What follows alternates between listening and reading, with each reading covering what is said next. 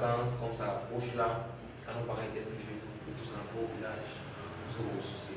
Et il y a beaucoup à bénéficier de ça avec les personnes âgées parce qu'ils voient toujours un regard, une vision que nous autres, la génération de la par rapport à eux. Et c'est ce qu'ils faisaient auparavant, mais nous aujourd'hui c'est complètement différent. Quand la grand-mère arrive à la maison, on fuit.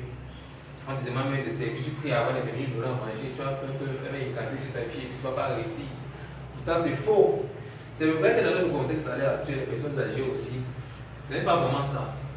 Mais sur une échelle de 1 à 10, 9 personnes âgées au moins aimeraient vraiment qu'on se rapproche de, qu'on leur donne la considération, qu'on leur manifeste un certain nombre de gestes affectifs qui leur prouvent que non, ils ne sont pas passés du stade de l'utile à déchet, qu'ils peuvent encore être utiles, qu'ils se sentent considérés.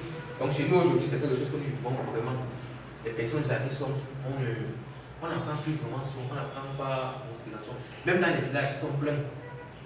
On dit souvent qu'une personne, moi-même qui vous parle aujourd'hui, peut-être tout à fait à 26 ans, je ne suis pas au village. Parce que non, on dit que si arrive au village, on va attacher ton étoile, on va faire ci, on va faire ça. Mais c'est à tort. Ce sont des préjugés qu'il faudrait vraiment bannir, ceci pour d'autres.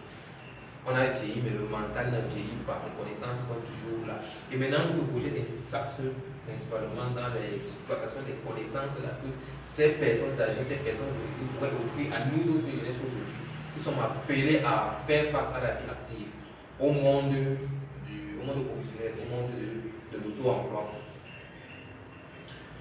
Alors, objectif du projet, inaugurer et aménager des espaces urbains conviviaux où les personnes retraitées et celles du troisième âge se sentiraient revivre. Ce concept est différent un peu de ce qu'on a communément l'habitude d'entendre dans les maisons de retraite.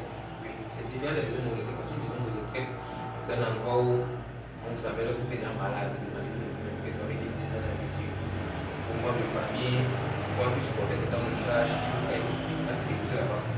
Maintenant, c'est des infirmières qui prennent soin de vous, qui essaient de s'occuper de vous et tout. Mais on a plus vraiment assez à faire. Il y a même d'autres familles qui vont vous épouser là-bas. C'est comme ils sont des débarras parce qu'ils ne peuvent plus vous supporter. Donc ce concept est différent. Maintenant, il s'agit d'un rapprochement mutuel entre les personnes âgées ici et la jeunesse que nous sommes. Un milieu convivial où il fait bon vivre, où on peut rapporter librement ces personnes âgées, ces personnes retraitées et bénéficier d'un certain nombre de choses de leur part. Parce que vous voyez, vous la vieillesse, c'est difficile aussi à vivre parce qu'on est seulement pas la personne, ça tue. La solitude tue plus vite qu'autre chose. Et les personnes âgées, ce qui les maintient le plus longtemps en vie, c'est ce climat convivial là, se sentir aimé, se sentir abordé.